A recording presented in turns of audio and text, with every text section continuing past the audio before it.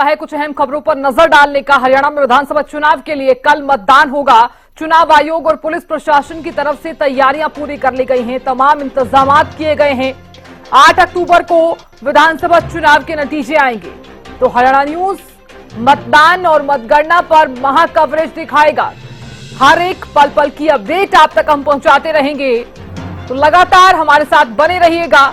तो विधानसभा चुनाव को लेकर जिस तरह से तैयारियां चल रही थी और ऐसे में तमाम सियासी दल लगातार प्रचार और प्रसार करने में जुटे हुए थे, लेकिन अब प्रचार जो है वो कल शाम को बंद हो गया है।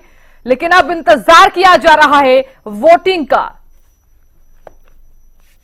तो चुनाव आयोग और पुलिस प्रशासन की तरफ से जो इंतजामात हैं वो भी कर लिए गए हैं। सुरक्षा को लेकर भी तमाम तैयारियां जो है यहां पर की गई हैं।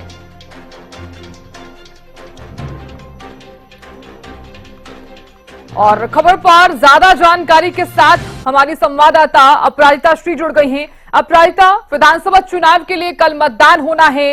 आप भी जानती हैं कि कल जिस तरह से प्रचार जो है वो खत्म हो गया, अब बारी है वोटिंग की। अपराजिता, बिल्कुल देखिए, जिस तरीके से कल शाम को 6 बजे से तमाम कैंपेनिंग बंद हो चुके हैं, जिसके बाद अब केवल जितने भी उम्मीदवार हैं वो डोर टू डोर तरीके से आप कैंपेनिंग कर सकते हैं। इसके अलावा कोई भी तरह की rally, road show, mic, speaker का इस्तेमाल नहीं किया जा सकता। इस तरह की चीजें नहीं हो सकती है।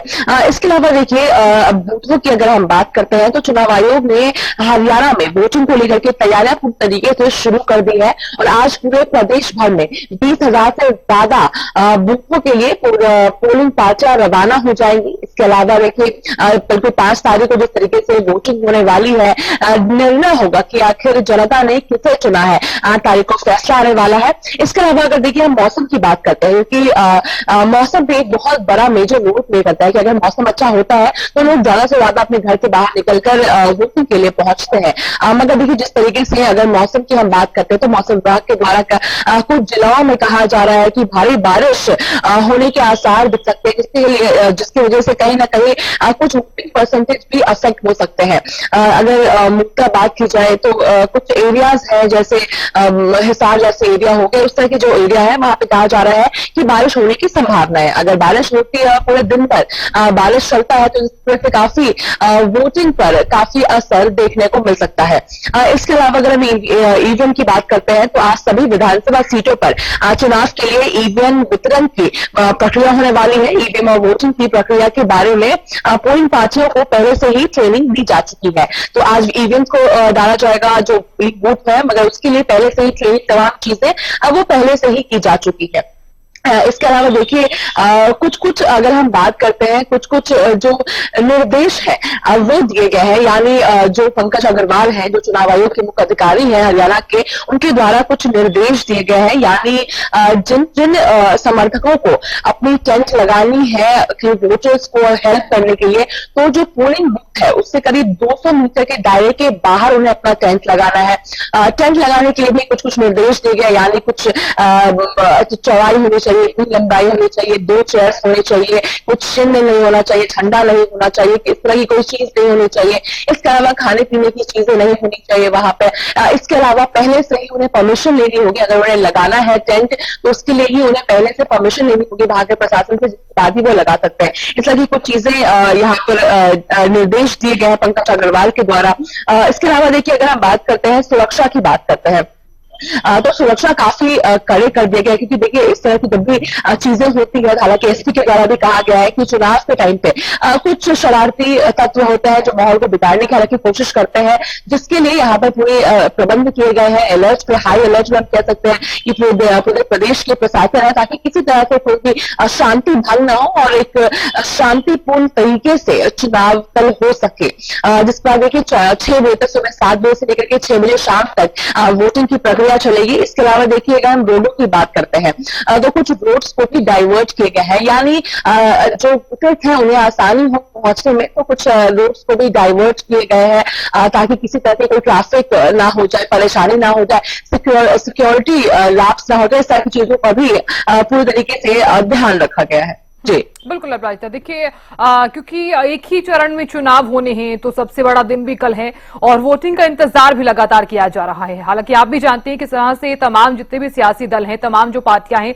लगातार चुनाव प्रचार में जुटी हुई थी। तमाम तैयारियां की गई। दोनों ही दल, चाहे कांग्रेस हो चाहे बीजेपी, दोनों ही दल काफी ज्यादा मजबूत भी ग्राउंड पर नजर आ रहे हैं। लेकिन ऐसे में सबसे ज्यादा जरूरी हो जाता है कि जनता का जो रिस्पॉन्स है किस प्रकार का देखा जाएगा।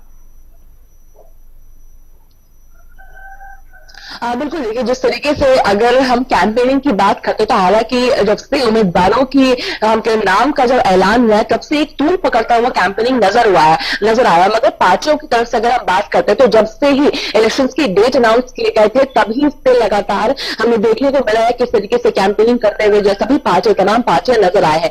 वहीं बीते दिनों किस तरीके से तमाम दिग्गज नेता मैदान में, हरियाणा के मैदान में नजर आए थे। चाहे अगर हम आम आदमी पार्टी की बात करें, अरविंद केजरीवाल जैसे महाराष्ट्र के 1-2 वोट के बाद ही वो कैंपेनिंग में जुट गए थे। आतिशी मुख्यमंत्री दिल्ली की वो जुटी हुई थी।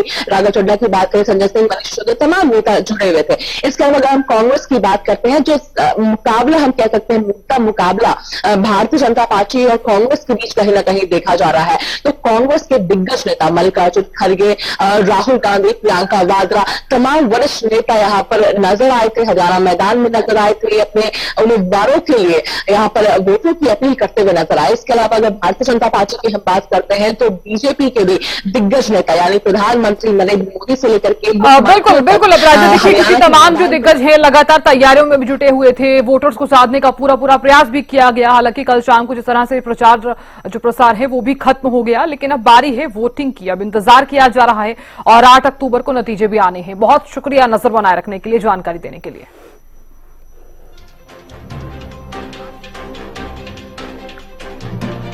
देखिए चुनावी रण में जिस प्रकार से जो प्रचार का जो शोर है वो कल ही थम गया था। चुनाव आयोग और पुलिस प्रशासन की अगर हम बात करें तो तमाम इंतजामात जो हैं वो दोनों की तरफ से किए गए हैं। अब फिलहाल सुरक्षा को लेकर भी पुख्ता इंतजामात जो हैं वो यहां पर देखे जा रहे हैं।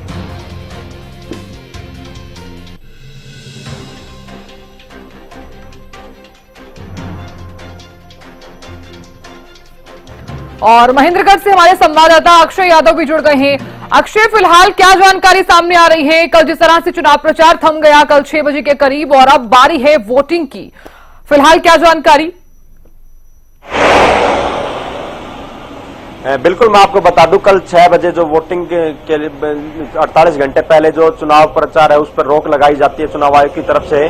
तो कल 6 बजे चुनाव प्रचार बंद हो गया और वोटिंग के लिए कुछ घंटों का जो समय वो बाकी है। उसके बाद जो जिला प्रशासन की बात की जाए, चुनाव आयोग की बात की जाए, लगातार जो वोटिंग मशीन है उनको पोलिंग बूथ तक पूरी व्यवस्था बनाने के अंदर जुटा हुआ है। और कुछ ही समय बाद जो पूरे जो सामान के साथ जो पोलिंग पार्टियां उनको रवाना किया जाएगा पोलिंग बूथ तक।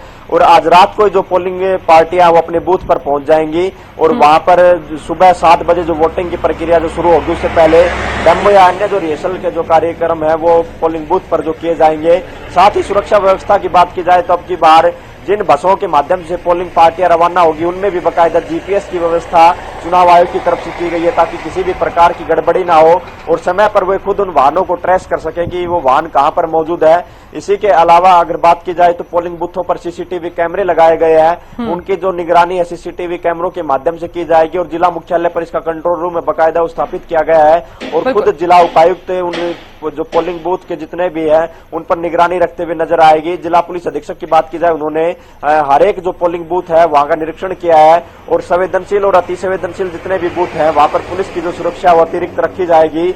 साथ ही अब की बार हरियाणा सरकार ने वोटिंग प्रतिशत बढ़ाने के लिए भी पहले भी कदम उठाए हैं और लगातार मतदाताओं को जागरूक करता हुआ चुनाव आयोग नजर आ रहा है। पहले भी जितने भी दिव्यांग वोटर की बात की जाए, चाहे बुजुर्ग वोटर थे जो मतदान केंद्र पर जाने में कठिनाई महसूस कर रहे थे, उनके घर घर जाकर वोट डलवाने का कार्य इससे पहले चुनाव आयोग करवा चुका है। और अब भी किसी भी प्रकार की समस्या उनको पोलिंग बूथ के ऊपर ना इसको लेकर पानी की व्यवस्था हो, दिव्यांगों के लिए चढ़ने के लिए रोपवे की व्यवस्था हो, उसके अलावा चाहे व्हील चेयर की व्यवस्था हो, तो वहां पर पूरी जो व्यवस्था है वो जिला प्रशासन व चुनाव आयोग की तरफ से वहां पर की गई है। और अब जो पोलिंग पार्टियां हैं वो अपना जो सामान है वो स्ट्रांग रूम से वहां पर कलेक्ट कर रही हैं और वहां से रवाना होंगी। और कल 7 बजे से 6 बजे तक जो पोलिंग पर मतदान जो केंद्र है उस पर मतदान का जो समय निर्धारित किया गया है, उसके बाद सभी जो मशीनें हैं उनको स्ट्रांग रूम पर जमा करवाना होगा।